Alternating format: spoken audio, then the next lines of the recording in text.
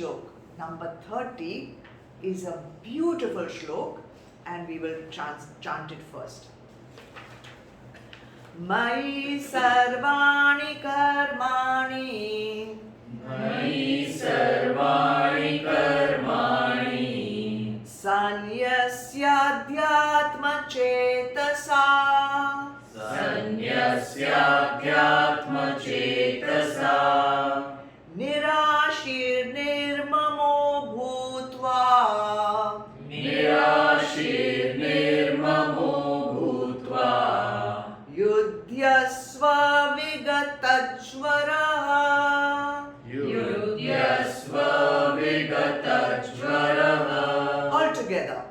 Mai sarvani karmani, sanyasyadyatma chetasa, nirashir nirmamo bhutva, yudyasva vigatajvaraha.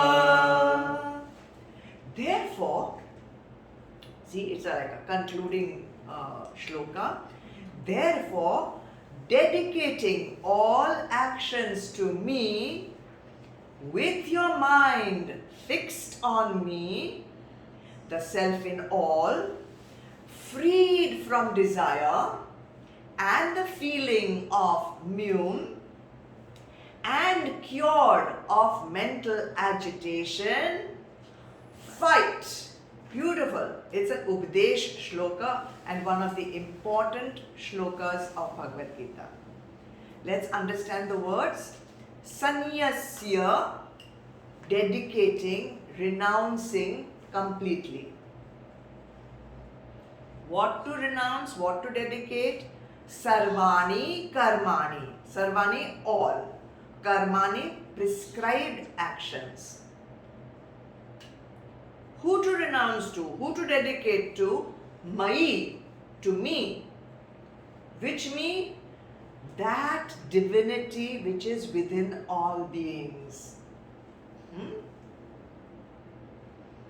How to do this dedication? Adhyatma chetasa, with your mind fixed on me. With your mind fixed on me. Meaning with a proper understanding of Atma, proper understanding of the self. And what else you have to do? Be nirashi, freed from the desire of a particular result. Don't want to have a particular result. And nirmamo, without any ownership of the action. And fourth condition is also there. Vigat jvara, without any mental agitation. All these conditions you have to work on. Bhutva, in that way, being in that state, Bhutva, being in that state. Now, Arjun, Yudhyasva, go and fight.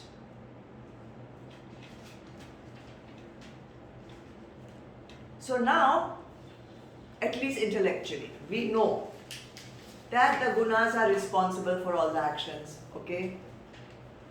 But don't forget, our body is still doing the actions. Our mind also has to think now what to do. So you have to know the art of doing actions till you become Tattvavit yourself. I am not Tattvavit, so I am not like all these things. So what should I do in the meantime? How should I act? So this Upadesh is going out to all sadhaks who are aspiring to be Tattvavit. The art of doing action. How? Without getting karma. I have to do action. See, everyone knows actions are compulsory. There is not a moment where, you have a choice of not doing action. And every action has a result. But I don't want to be bound by the karma. Therefore, I want to do actions which don't incur karma, and therefore I want to be freed from action. Do actions without karma. That is called Karma Yoga. Now, there are two words, karma and kriya. Both mean action. Karma also means action, kriya also means action, but they are slightly different. Karma, when you say karma, it means you are thinking I am the doer, and therefore I have taken ownership of that action, and therefore I am going to get karma because I have done the action, so I should get the result, and the result means karma. Kriya means I am doing the action knowing that the gunas are doing it. I, Atma, am the witness of the gunas in my senses. I am the witness of the gunas in my body. I am the witness of the gunas of my thoughts interacting with the gunas of the Vishais, the objects of samsara. So now, if you can be the witness of all thoughts, all feelings, all actions, if you can be that witness, no bondage. No bondage. You are free. Now, we think all this has to only be done when you're doing seva, when you're doing swadhyay, when you're doing tapasya. No, sorry. It has to be that frame of mind even when you're cooking, even when you're sweeping, even when you're interacting, even when you are doing a presentation in your office, even when you are doing surgery, even when you are doing painting, even whatever. In every moment, be the witness. Be the witness. Because that's who you are. That's who you are. When we get caught up in the action, thinking I am the one who's doing, then we have a particular result which we want. If the result comes according to what we like, very good, I'm so happy. If the result comes which we don't like, oh, I'm so sad. This giving up your freedom to not be at the, at the mercy of an action to feel happy or to feel sad. If you are not dependent on that, then you are not in bondage, then you are free. Right. If the action is desire prompted, with doership, with enjoyership, and you're waiting for the result, then you are also waiting for pain or pleasure. Then you are also waiting for happiness or unhappiness. And that is your bondage. Now, how to do all this? All action is compulsory. All action gets karma. Now, how should I do the action? Don't worry. Now, this verse is Bhagavan Krishna is telling you, it's an updesh. Clearly is going to tell you step by step the technique. Okay? First step, dedicate all the actions to Paramatma. Dedicate, renounce. That comes in the word sannyasya. Like sannyas, you renounce. So what to renounce? Renounce the actions. To whom? To the divine. Sannyasya. Then keep the mind fixed on Bhagavan. After dedicating the action, keep the mind fixed. Adhyatma chetasa. That word is there in the verse. Then what to do? Then you perform. Then you do your action. But don't have any desire for any particular result. Nirashi. Anything else I have to do now? Yes. Don't take ownership of the action. Perform your action without myum. That is nirmamo. Mama, my. Nirmamo. without any ownership. And finally, be free from all the mental agitation, the gad that happens in your mind. Vigata Jvaraha. So I've given it an acronym, okay? 5-step sadhana, okay? Sanyasya S. Then keep the mind fixed on Bhagwan, Adhyatma Chetasa, A. Words are in Sanskrit, acronym is in English, okay? Then without any desire, Nirashi, N. Nirmamo, no ownership, another N. And Vigata Jvaraha, V. Vivek's daughter's name is what? Sanvi. So this is Sanva. Only I is not there. The I has gone, huh? I has gone. So the Sanvika I has gone. So only Sanva. So if you follow this 5-step sadhana, SANNV,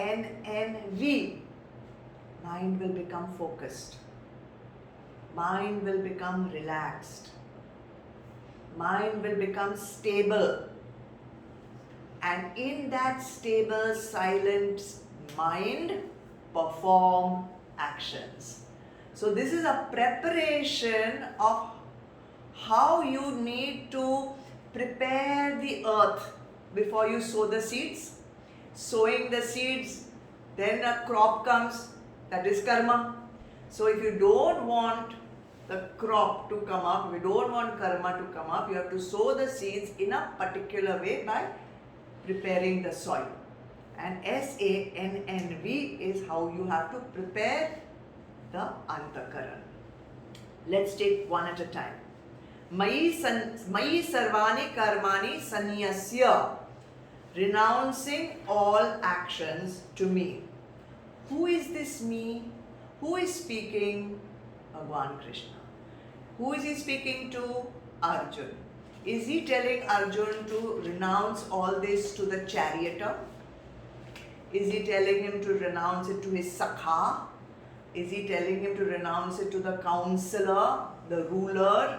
No. Renounce it to the Supreme Self within.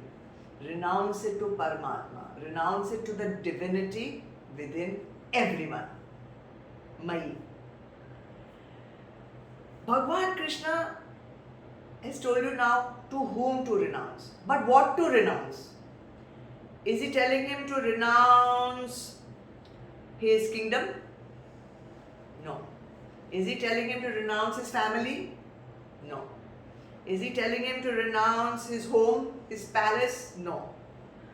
All he's telling him to renounce is the notion of who is doing the action. Who is doing the action? And here we are talking about the action. Arjun is fighting the war.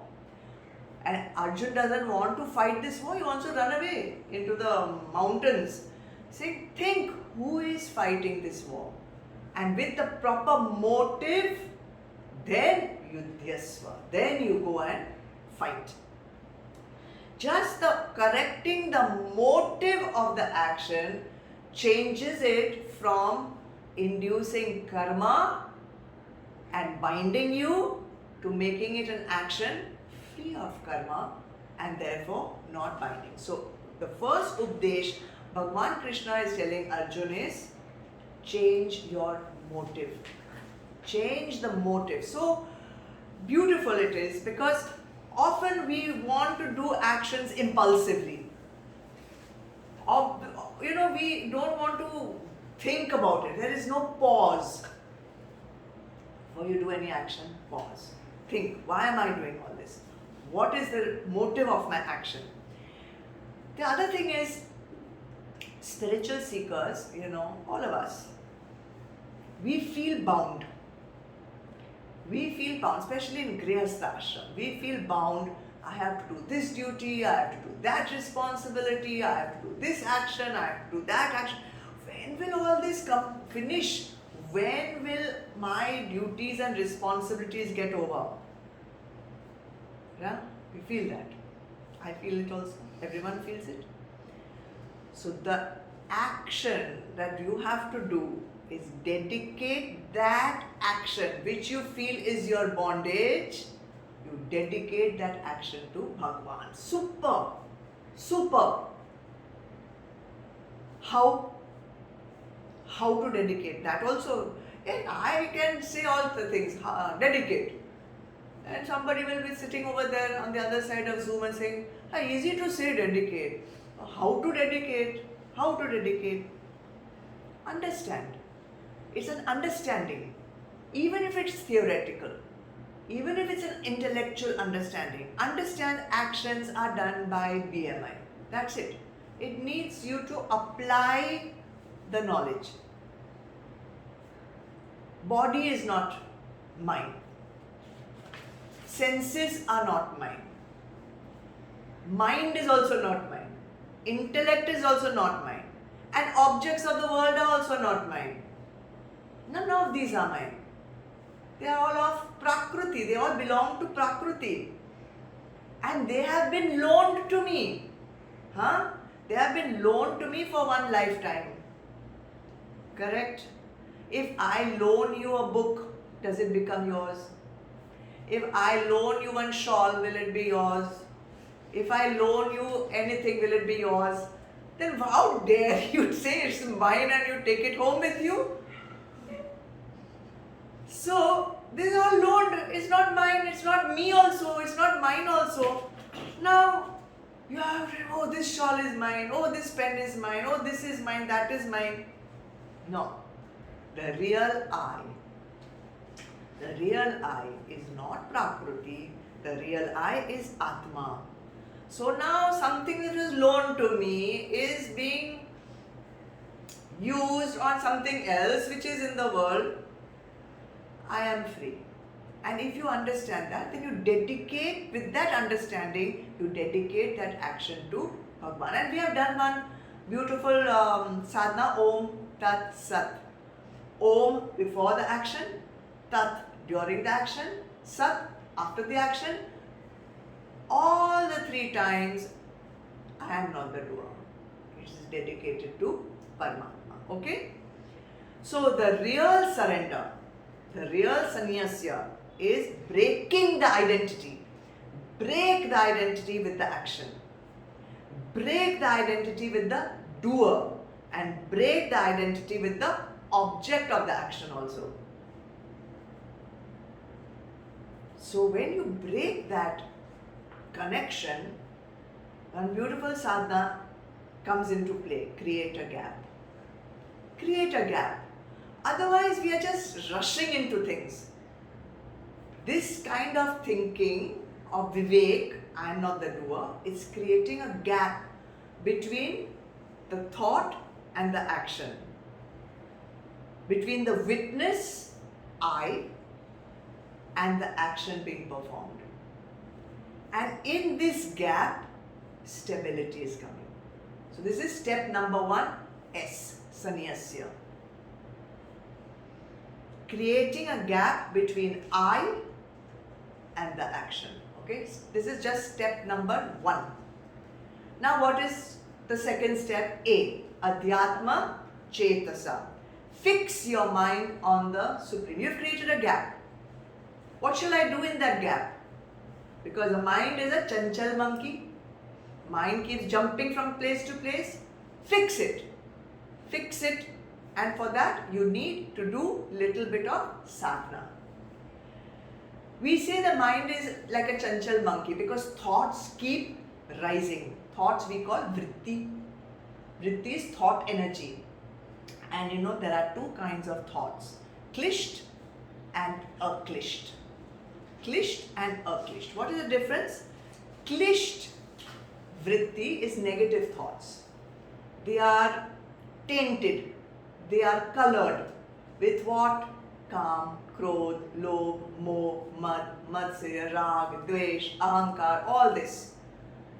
It's like a filter, it's like a dirty filter. You have a dirty filter and you pour clean water, the clean water also becomes dirty. And aklisht, positive thoughts, sattvic thoughts, controlled, disciplined, in your highest interest, deliberate thinking, what we call. Now the object is to sublimate or to change klisht into aklisht. And that is what you're going to do in the gap. You have made a gap, now change klisht into aklisht. And this is actually your sadhana for the next fortnight. Now if you want to change your thoughts from klisht to aklisht, you should first be aware. You should first be able to recognize, because half the time we have thoughts and they come, and by the time the next one has already come and you are not even aware that I have had a negative thought. So pause. Every time you have to become aware. Oh, I've gone into klisht. Stop. Take a break. Breathe. Immediately change it into aklisht. Sublimate it. So, remember, thoughts are also an energy. And with every thought, one emotion is attached to it. Yes or no? You definitely, when thought comes and immediately you feel happy. One thought comes and immediately you feel sad. A thought comes and immediately you get anxious. This emotion is what? Emotion. Energy in motion. Movement. Rajas. This is Rajas. So, it is keeping you continuously moving from maybe sattva to rajas to tamas, and we want this antakaran to be still. We want the antakaran to be silent. We want the mind to be still. So, immediately change from klisht to aklisht. Stabilize your mind in Bhagwan. The minute you realize I have gone into klisht, I have gone into negative, catch yourself. See, that's the meaning of sadhana. Sadhana means what? To catch yourself from falling. So that net, where the trapeze artists in the circus, they have a net. So if they miss their grip on the trapeze, the net will catch them. So you have also lost your grip on your thoughts with the klisht. So what will catch you? What's your net? Immediately think of Bhagwan. Immediately stabilize your mind in Paramatma. Paramatma will catch you. It will prevent you from falling further and further, because it's a chain reaction. One negative thought, without, if you don't catch, oh my God, you'll keep falling further and further and further and further into negativity till it becomes almost impossible to come out. So first step was what?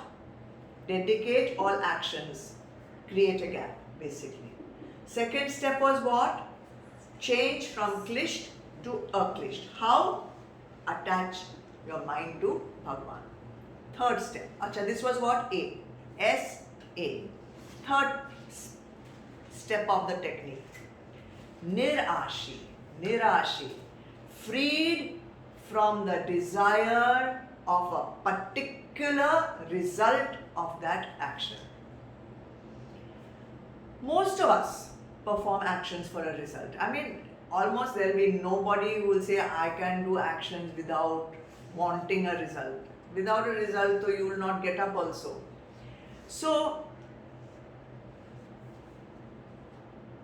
if you are doing an action from a desire prompted motive, if you are doing it to fulfill a need or a greed, you are always going to want a result to come, and a result will always come in the future.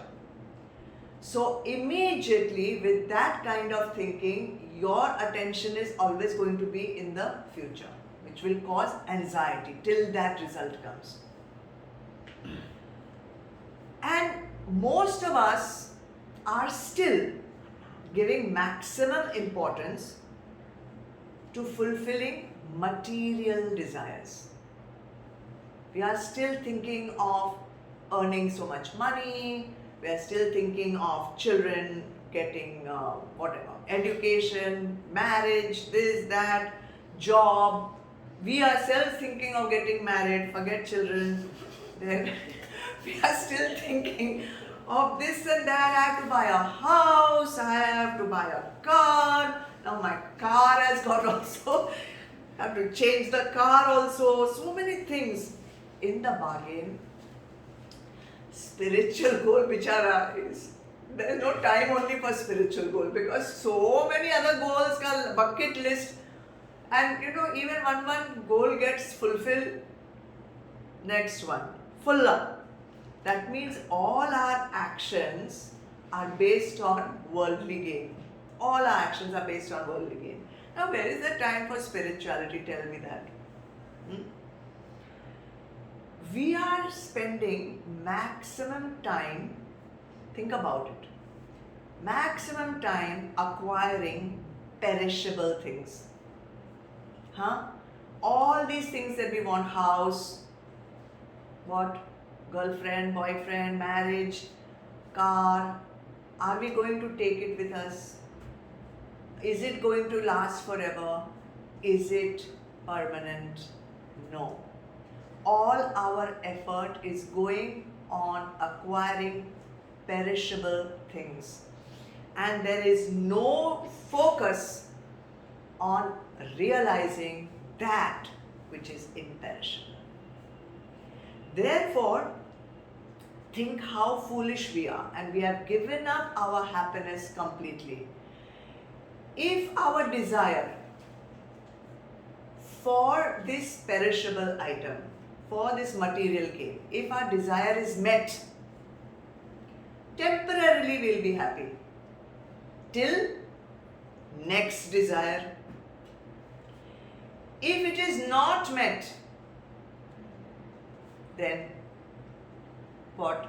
Sadness, despair, anger, anxious. Our happiness is depending on the desire being met or unmet. And do you know, this is your bondage. This is your bondage, because continuously you are bound to the desire being met or unmet. But the purpose of life, the aim of human life, is to get rid of this bondage. The aim of human life is to connect with the divine source, which is imperishable.